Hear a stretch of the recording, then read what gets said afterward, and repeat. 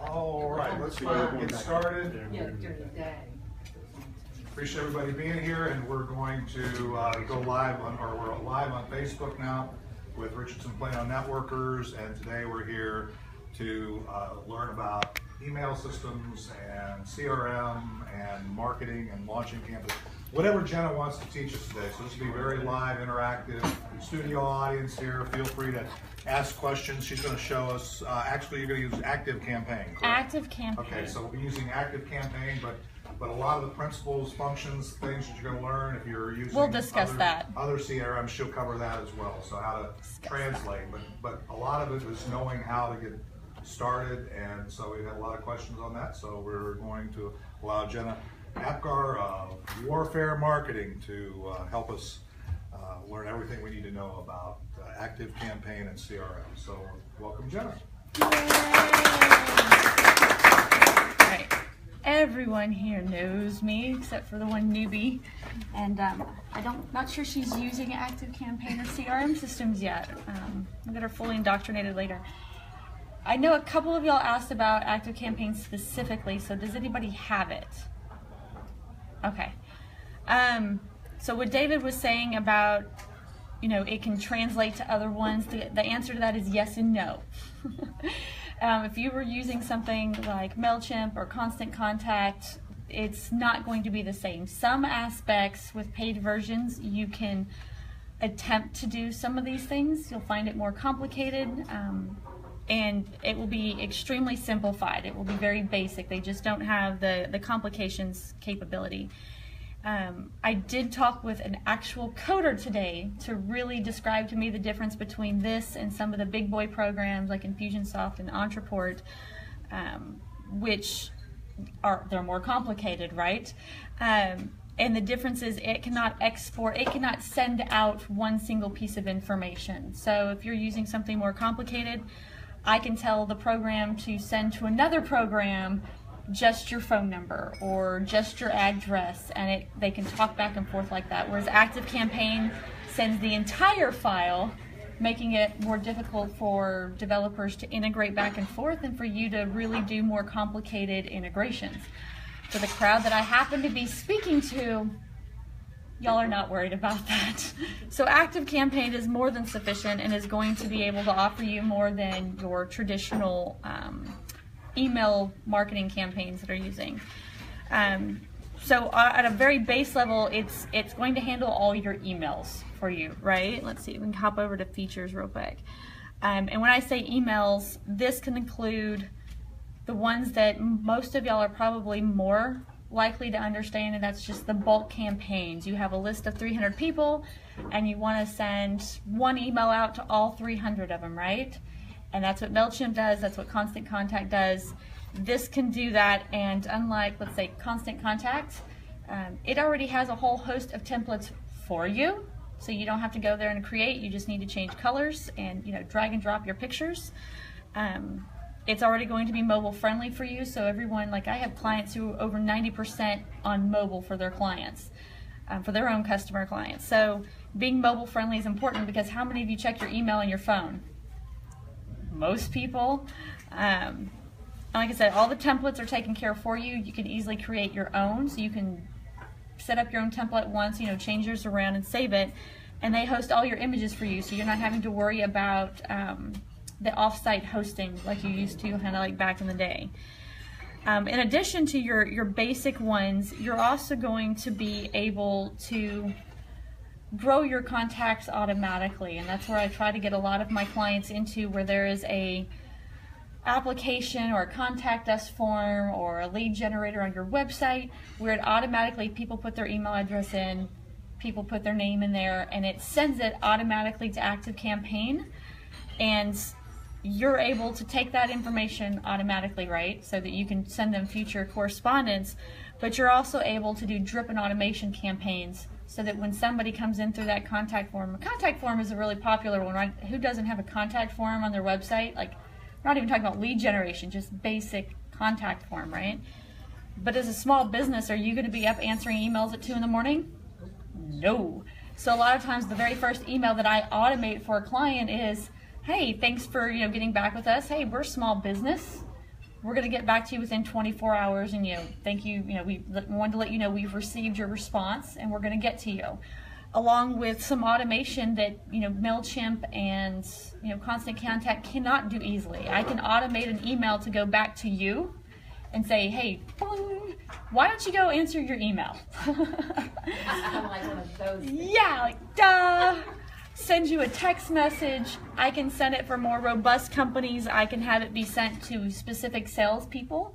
So if something came off, let's say either their specific sales page, or they there was some drop-down menu that says, what are you interested in? Healthcare, government, what would be another industry? But you get the idea. 5 different industries. Well, you have 5 different salespeople, and each one runs a specific one. You can have ActiveCampaign, split that up into 5, have the system read, is it A, B, C, or D?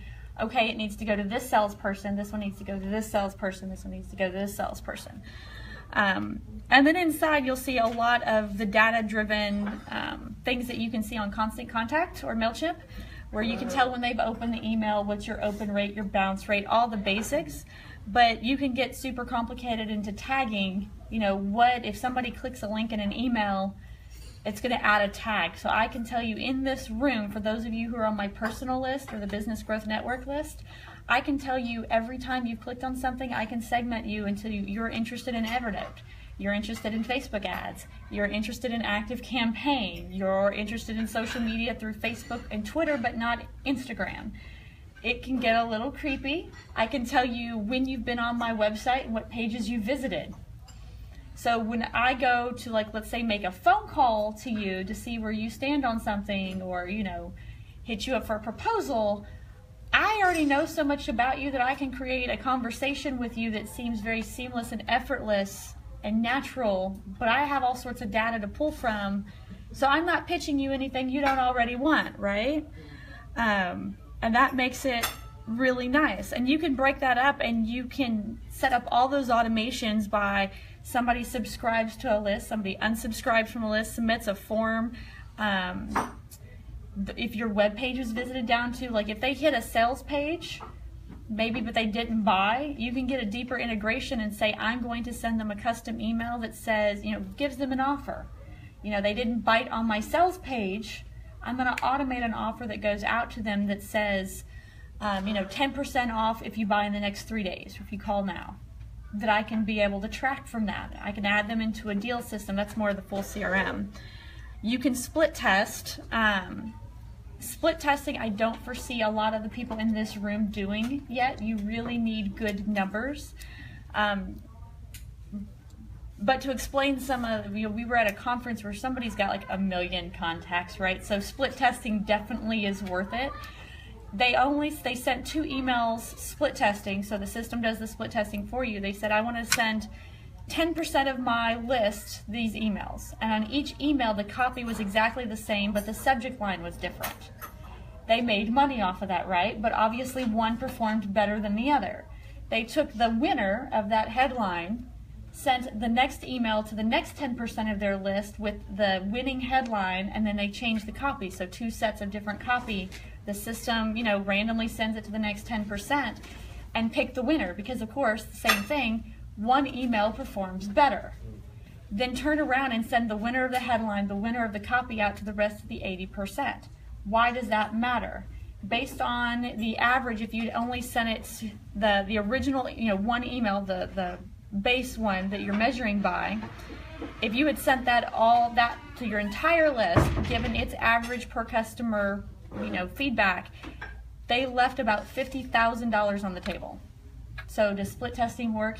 Yes, it does, especially when you have larger lists.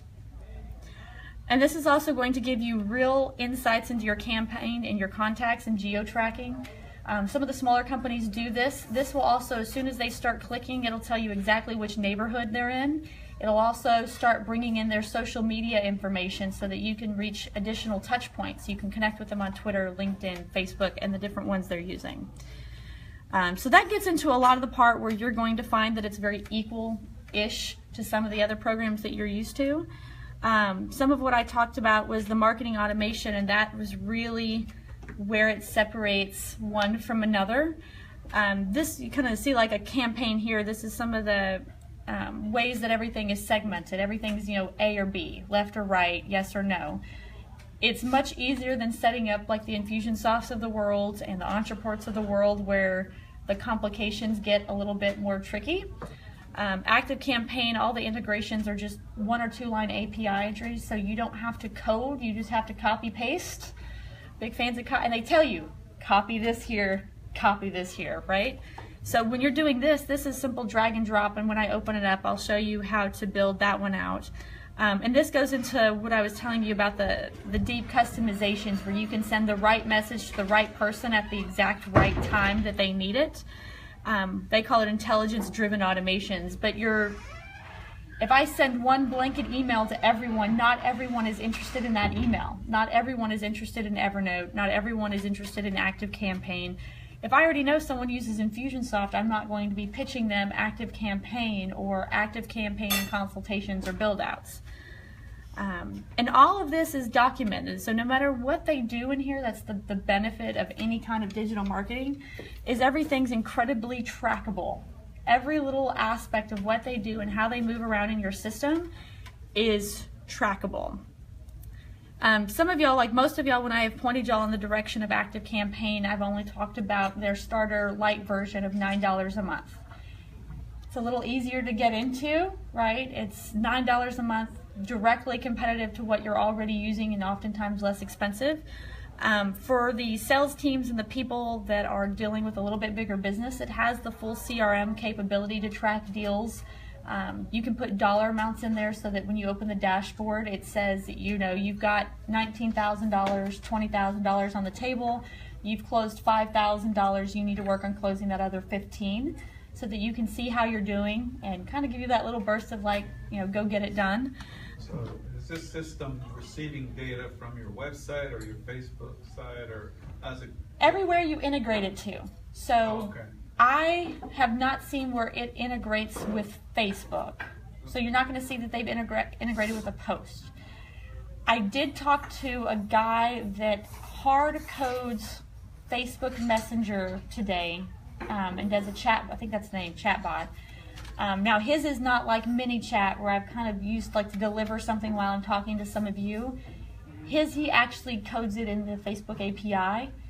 His will automatically integrate with Infusionsoft and Entreport.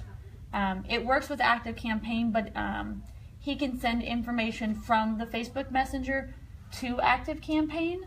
But to pull it back, that's what I was going to talk about. Like I mentioned, that it pulls in the entire profile versus one piece of information. So his was so deeply integrated with like Infusionsoft that in the Facebook Messenger, let's say for a real estate agent, it automates the Facebook Messenger to, you know, thanks for, you know, talking, would you like to have a free home evaluation? Yes, I would. What's your address? It would automatically send that information to Infusionsoft through Google API and back. So now Infusionsoft has that data. But it could, for ActiveCampaign, it can send that data over, but it's hard to get it to come back in one piece. Like it's not going to just send the address. This one is not as robust in that particular direction, at least not at this point, but it's easier to use. So to give kind of like an example, Infusionsoft's a great example. It has a lot of capabilities, and Salesforce as well. The nickname for Infusionsoft is Confusionsoft. When you hire someone to build out something, like when I build out a full automated sequence on ActiveCampaign and set up somebody, it's around $5,000. If I set up somebody for Infusionsoft, your consultants are looking more like $20,000, just because of the complications and the level and the training that goes in just to learning the system. But if you'll look right here, I don't know if any of y'all are familiar with Trello. So inside ActiveCampaign, when you do the full CRM, you'll get little stacks that look like this, and you can customize them to your specific sales process.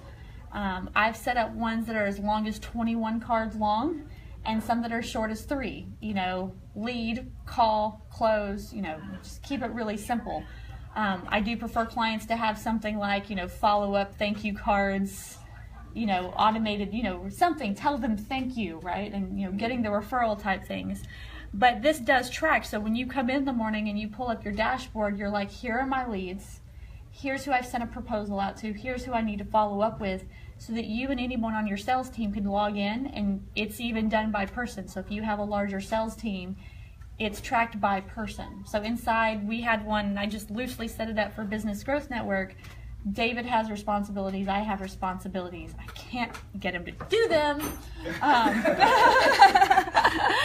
which is why I didn't focus on it. But it does have that capability.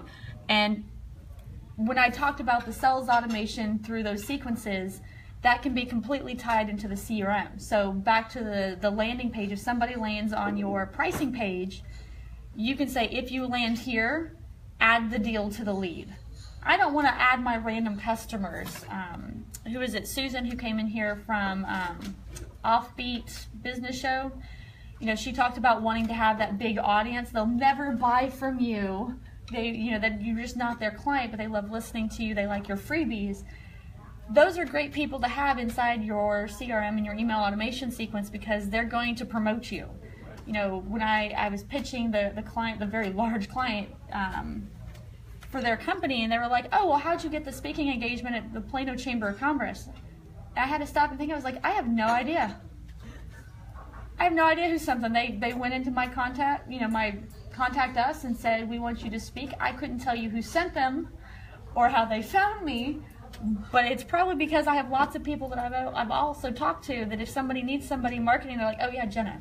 They're not buying from me. So it's good to have those people in your system. It's good to add value to those people. But you also don't want to flood your deal inbox with people who are not buyers, right? So this helps you keep it clean to just the people that are going to be purchasing from you. You used SalesFlare. That kind of does what this part does. It's just not as integrated with all your drip emails, so you don't pull in as much information. Yeah, so and your other email campaigns. And also at this level, the other nice part that kind of more integrates with like what Salesforce does is, from that point, if I just want to send one single email out to Rayanne, that's it.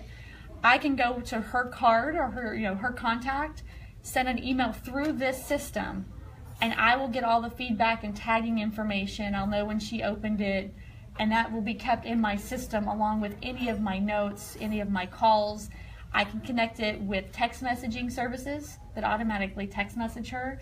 If I have a scheduling page like Acuity or Calendly or the Book Like a Boss, completely ties in through things like Zapier, so all that information is pulled in. When somebody books a free consultation with me for the coffee for the moms and the veterans, all that information is automatically in there, and it automatically sends them where they need to meet me at and at what time, and I don't have to touch it. And then when I go to email them, I know how they know me. Oh, they met with me for coffee and we talked. So I can send them very customized emails based on what they've done. So I think the point that you just made is one that I struggle with even on a limited basis, is forgetting where I met with somebody and when, so I can go back and find them. Oh, I met with Dave something or other. I can't remember. Keeping track of that is it's hard. Yeah, at least when you get old. It's hard when you're young and Right, scatterbrained. Like not like you. You're not old enough yet. I'm still scatterbrained, and I talked to a guy today, the coder that I talked to, and of course it's at 8 in the morning. I have no makeup. I'm actually still in bed with my daughter like squeezing me and hugging me and like doing her cute thing. But I do like to schedule early morning appointments, and we meet on a Zoom, and so he's totally got the window open up where I can see him, and I'm like, no, you just get voice. Sometimes I'm muting him. He doesn't realize I'm muting him. Turns out I know him. I met him at the conference, and we're sitting there having a whole conversation for 30 minutes.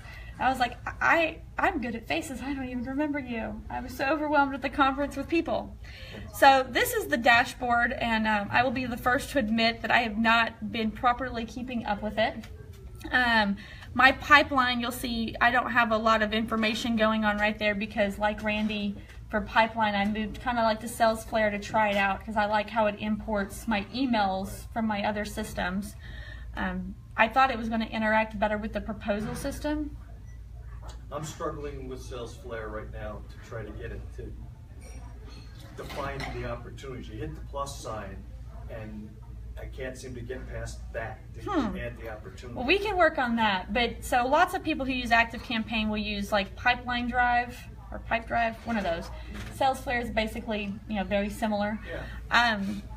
I will probably set up our pipeline here very specific to Business Growth Network, and just focus on the other one and hope that there's a stronger integration with the proposal system. All it does right now is bring in contacts. I was like, really?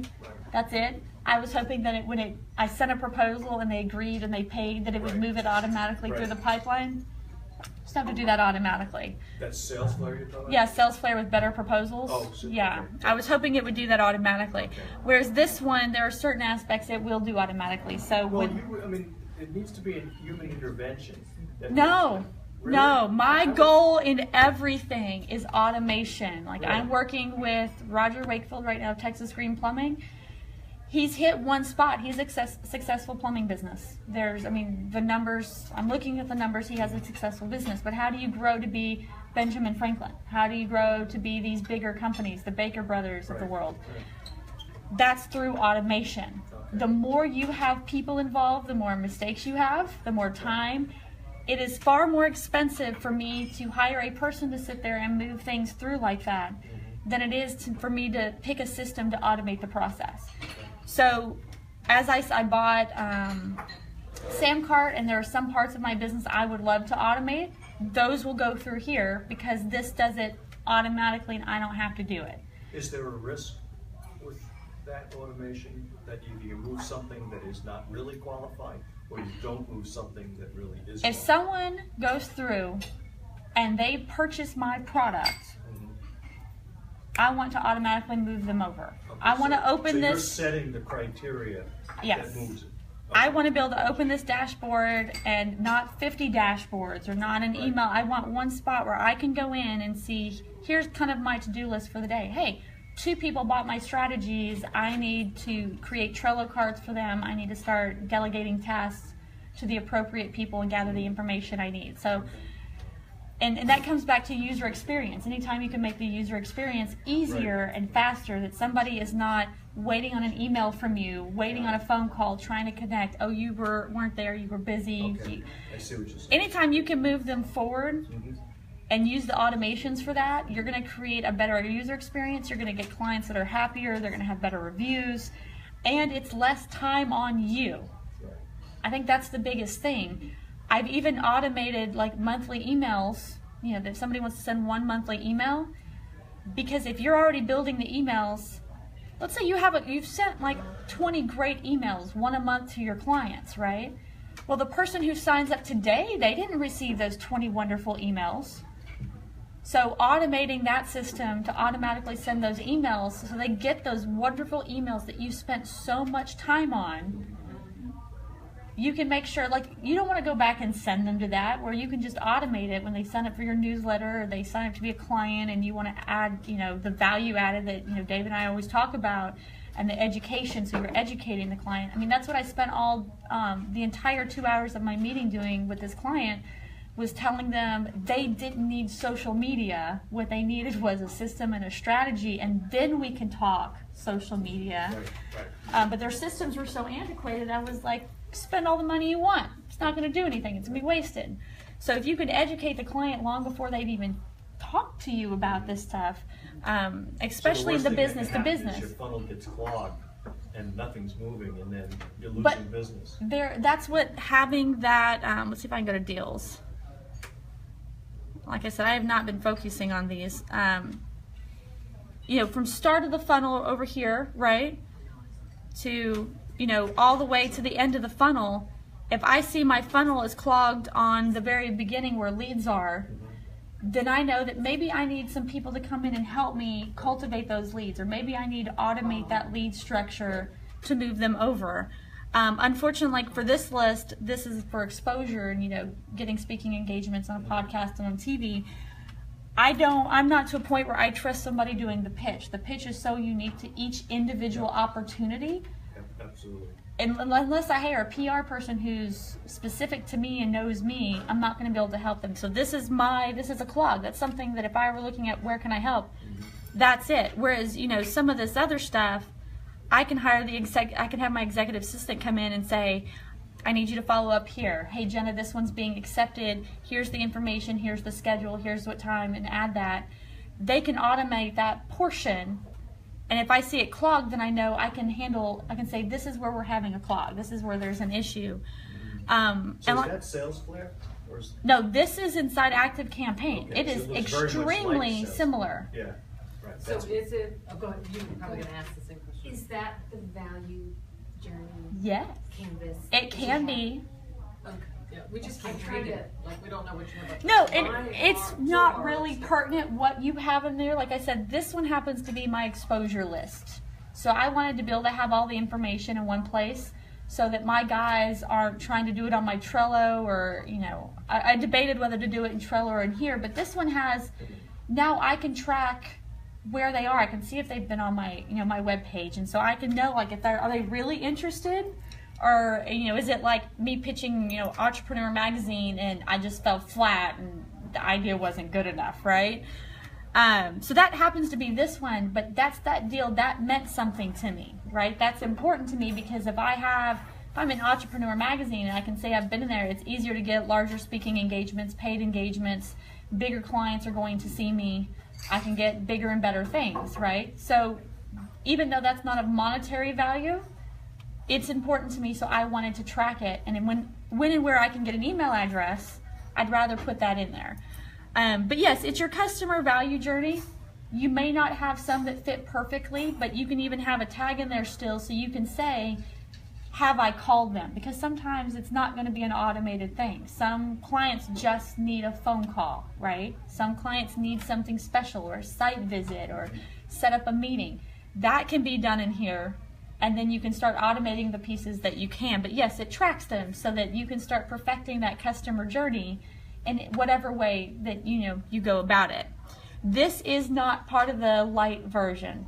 This is the business $49 a month to start. So if you're going to pay it, make sure you use it, right? Don't want... Do you know what I have? Because I thought I bought in.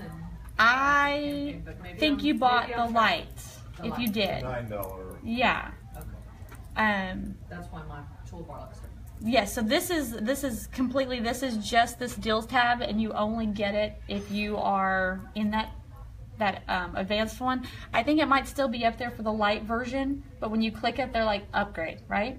But part of what this does, think about how somebody moves through that beginning funnel. They also have what's called, you can add a point system. I have not really integrated that. Let me see. So right here, it says score. So I can add different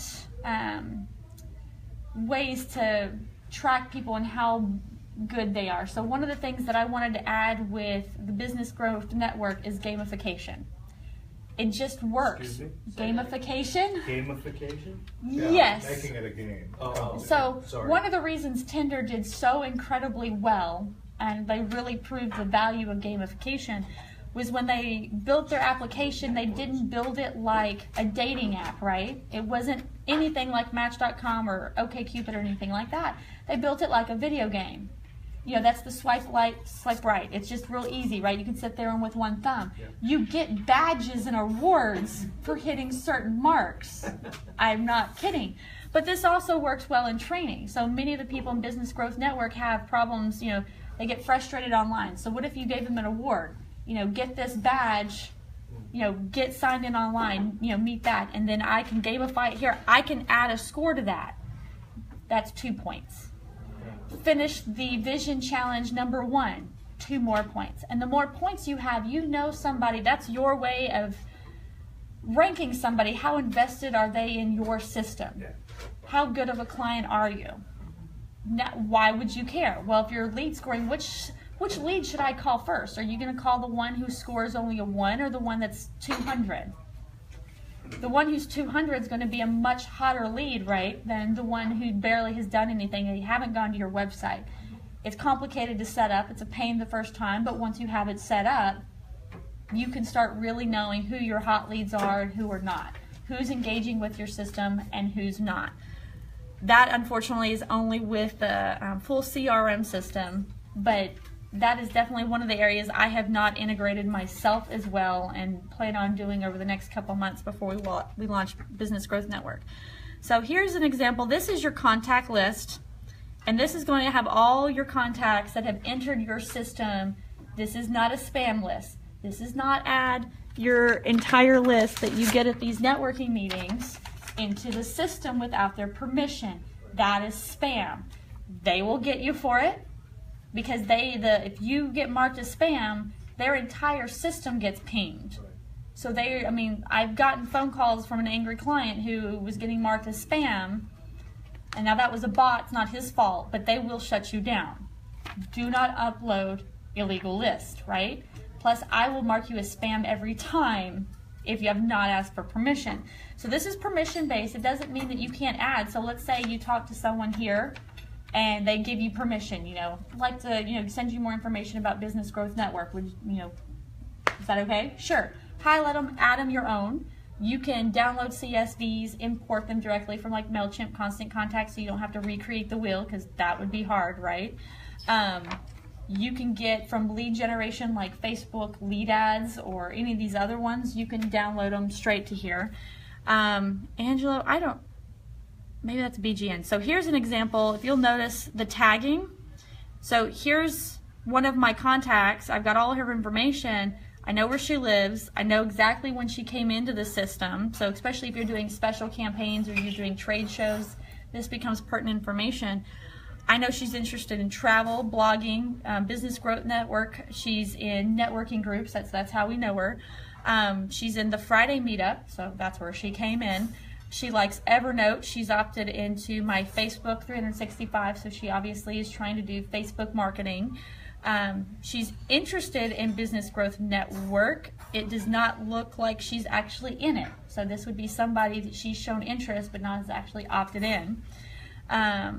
30-day business training. I can't even remember which that one is. So you entered all that? No. No? No. Oh, This is all automated. interesting. Now I can add, so I probably did the networking group. That's like usually that's how I like tag somebody. I'm like, this is where I know them. Sometimes I'll get really specific, and say it's the VIP or VIB group, or it's a Frisco Moms group. So when people do my free consultations, I'll try to mark them as a veteran or Frisco Mom or Plano Mom or something like that. But that's a lot of information to know about someone that I've never had a I have no idea who that is. I've never had a face-to-face conversation that I can remember. But now if I call her or I go to write her an email, I know this information. I know what she's interested in. Can you make a field that asks the question, do I know her? And then it becomes a manual field where you get to acknowledge. I would just tag it. Okay, so you can tag. I can tag it. Okay, got it. But I can come in here, I can click on her, and this is stuff I'd like to clean up. I need to make it more streamlined. But I can put any custom information in here I want. Okay. So I can add any kind of field. I can do it from a form field. I can add it manually. I can tell what organization she's with. I can bring in information, and it'll automatically create fields. So if I'm bringing in information from like Zapier, I can tell you what list she's on. So she's a business owner. What automations she's been through. I can add any of those. I noticed the tags, Evernote only allows one-word tags. Here you can do more. That's how Evernote, that's their easy search. Right. If you were to do a Google search, it's kind of the same way. Right. Like it'll put them together, but it's essentially single words. Got it. Yeah, this one is whatever I decide to call it. All right. It's not, because it's not a search function. I mean, you can certainly pull up only the people who have the Evernote tag, Got it. but it is not for searching. Okay. So that's a little bit how It's for grouping. It's for grouping. There you go. Got it. I have a full activity stream of everything they've done, from open my emails, they clicked a link. Campaign sent, automation. I know which ones they've never opened. So if I can go in there and I see they've never opened an email from me, I'll put them through an automation whose only job is to try to re-engage them. And if they don't, or they get pinged back or something, I'll dump them. Because I pay for this system through the number of contacts. I don't want dead contacts. I don't want to spam people. I don't want to email. So I can put them through an automation that sees, like, are you there? Do you still care? Do you have a business? Do you want to grow? You know, there's all sorts of different ways that you can ask them these questions. And if they don't respond to any of them, dump them. Because that hurts your deliverability rates. If nobody opens your emails, what some marketers will do will actually dump them into a bucket, download the CSV, import them into MailChimp, and keep on spamming them, essentially. And that way, because at 200, you get 200 for free. So they'll just keep on doing that, and they're not worried about it because it's MailChimp. So why does MailChimp have bad deliverability rates? Because that's how people use it. Pissing people off. When you offer it for free for up to 200 contacts, people use the system, right? So this is down here is where I said you could send, well, you can track all the emails that you've sent, specifically emails. But down here you can add tasks to do. Add notes, so like if you have a phone call, when you think of like a Salesforce or something like that, every time they want you to log your phone calls and the information, there's a space for that, and then you can send your custom emails. You know, I've already got my bylines and all that in there, and I can just start typing, send that directly to them, and just like my other emails, if I send them from my, what is Safari, my Apple email or whatever they call theirs, I have no tracking capability on that. I have no idea if they've opened it or not. Right, just send. You just know you sent. If I send it this way, I can tell you they've opened this particular email 14 times. I can put a link in there that when they click on it, it adds tags. So I can start watching what they're doing. I can Don't see. email systems, if it's a corporate, don't they prevent that from happening? Prevent what from happening?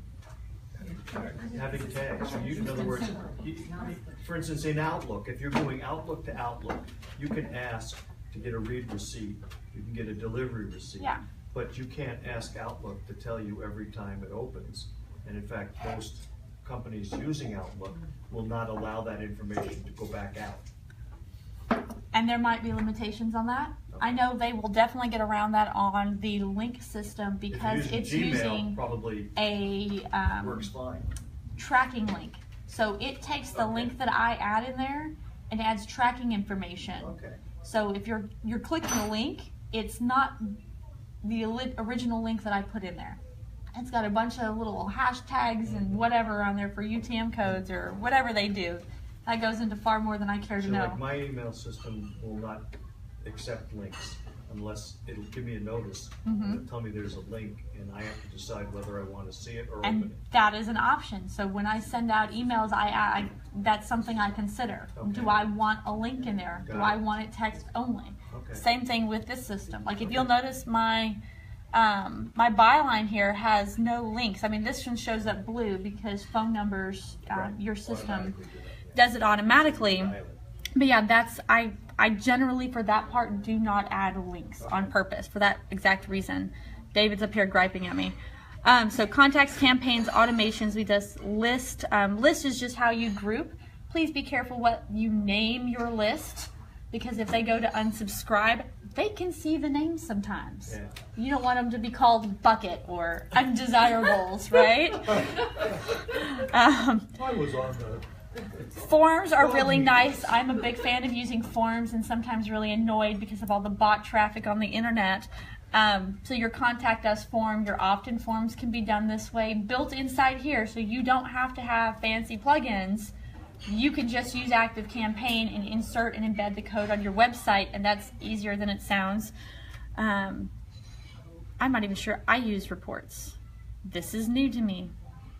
Huh, that's cool. All my stuff in one spot. I should pay attention more. So how to avoid, there was an expression in the Air Force years ago that said, and it was General Ludwig who said, we have too much data, not enough information. So That is very important. So one being in thing that before you do situation? any campaign is to ask yourself, what data is important to me? And especially if you have a bigger organization, you as a business owner are going to care about certain data. Okay. and someone else can worry about this data. So as a business owner, that's the hardest part, right, is we have too much data we're trying to track. Right. But that's where I really like the deals, because I can go in there and I can just see where am I at, right? I can see how much money am I leaving on the table, how many leads do I need to follow up on, and as an individual trying to run, you know, what are you really worried about? Revenue. Right. If you don't have revenue, you've got nothing. Right. The other one that most people are worried about in most industries are leads. You know, the meeting I had was very, you know, more leads, more money. Right. If I have 100 leads to call on versus 1,000 leads, one is obviously going to turn over better. I think at the beginning of the year when I was trying to really, you know, same thing, do my own business plan, come up with my own SMART goals like we've been talking about, one of them was that somebody asked was, you know, if I sit down with somebody, what's my conversion rate? I didn't calculate my own, like, I can calculate the conversion rate of an email.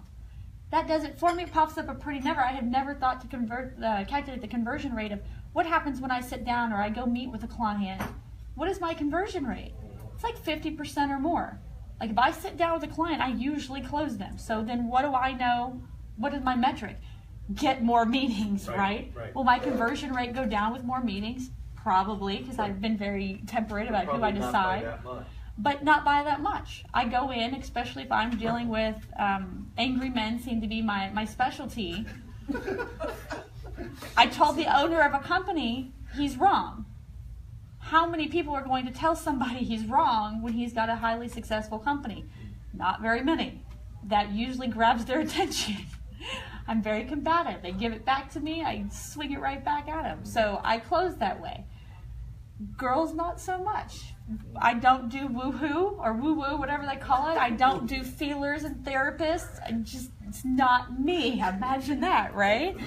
But when you know the ones that matter to you, my dental client in the UK, he just wants phone calls. He's like, I can close 80% of them. That's incredible. So what metric does he measure for me? How many phone calls am I getting? Who was somebody else? Oh, it was Roger. He was talking about somebody who was going to handle the phone calls for him, but their close rate was less than 20. He's like, I'm angry if it's less than 80. If he gets a phone call, he wants to close them. So what metric matters to you? And think about that. So we talked about the customer journey beforehand. At each stage of that customer journey, depending on what you can get, depending on the different types of methods that you're using, what is your method and your metric for getting those leads? If you're using Facebook ads, you know, that's going to have a measurement that you're going to watch out to see if it's effective. If moving them to the next one, maybe it's how many people visit your website, how many people are opening my email. So when you're setting up that customer journey, whether it's in SalesFlare or if it's in the deals here on ActiveCampaign, at each step, that's where it's nice to have this right here. How are you moving them through? And then you can just look at that metric for each one. Any other questions? When you said you gotta ask for permission, are you asking permission to be on a distribution list, or what are you really asking for permission? So that depends on how you do it. There are certain accepted norms that you don't have to say, like, do you give me permission to send you automated emails? If I'm advertising to you on Facebook and I send you to a landing page that says, do you want to download my 73-point marketing checklist? And you give me your email and you give me your name and I tell you I'm going to, you know, thank you for submitting, check your inbox, you've essentially given me permission. If you contact me, I kind of like, you've given me permission to at least do it over here, right? So have they chosen to give you their information is a big one. Or did you try to scrape it off of LinkedIn? That's a big one. And if you give them the ability to opt out, and you must, well, that gets into a whole of email rules and regulations. The reason why I have a virtual office, even though I prefer to work from home or in the office of my clients, is because on each email has to be my address. And I don't want that to be my home address, so I have a virtual office that I can use their address. In each email, it is mandated you must have an unsubscribe link. Now, how you format it, it's your decision. But if you don't do it in ActiveCampaign, it's such a big deal for the government and spam laws. They will automatically add it in their own formatted style at the bottom if you don't. So yeah, that's a big deal. Is do you have an unsubscribe link, even if it's hidden in the mumble jumble somewhere? I'll have a question about that after the meeting. Yeah, but the reality of it is you just want to be sending emails and information to people Smart emails. who that want it. Who will You're potentially, automated really or potentially a otherwise. client. Or want it. Yeah. They'll never be a Right. client, Right. but they want your information. Right. Right. Yeah, and that's why I get 300 emails a day, Yeah. even Yeah. people that I opt in. Same here. And I have to cull it down every so often. So, well, anyway, thanks, Jenna. That was educational.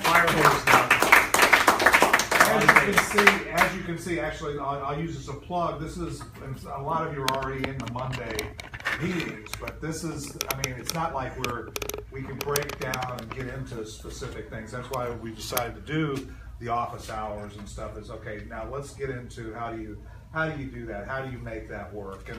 And that's also the reason why we have Facebook groups and things like that. You just need to, work the continuity the way that works best for you. So anyway, but I appreciate everybody being here. Wednesday is our next networking meeting, next Friday. George Henley was going to be here next Friday. However, he asked me today to be moved to the next Friday. So we will have training on the 14th. I just don't know exactly what. I've got a couple of possibilities that I have to talk to, and then I've got a couple of possibilities of training that I've been working on as well. So, but we will have training. So encourage people to come. I think it's was worth my time today. And again, thanks, Jenna, for teaching us on CRM, and everybody will see you next week. Yeah, cool. Off. Yep.